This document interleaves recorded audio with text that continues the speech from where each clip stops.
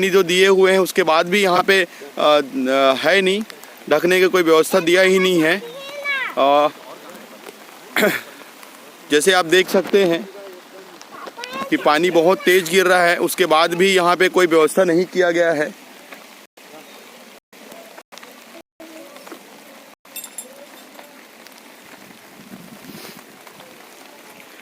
जी भैया, आप बताएंगे अपना नाम? आइए थोड़ा सामने।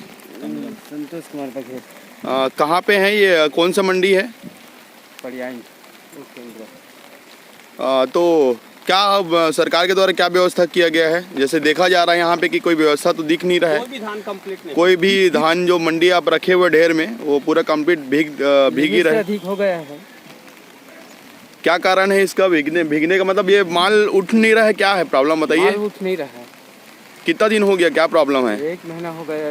72 घंटे का समय था उसको उठाने का, लेकिन 1 माह हो गया। इसका शिकायत आप कहाँ तक की है? वहाँ तक कलेक्ट्रेट तक की है।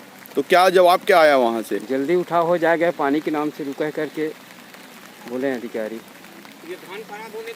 ये धान खराब होने के बाद क्या होगा? मिल में बिकेगा कि नहीं बिकेगा, क्या लगता है आपको? कितने साल हो गए आपको इस मंडी में काम करते हुए? 4-5 साल हो गए। तो क्या आपका अनुभव क्या कहता है, पानी भीगने के बाद के कुछ काम आएगा कि नहीं आएगा धान का? आएगा काम। सरकार का कोई पैसा नुकसान नहीं होगा? सरकार का नुकसान हो रहा है कि इसमें गरीब का नुकसान हो रहा है? दोनों का नुकसान हो रहा है, सरकार का हो रहा है नुकसान।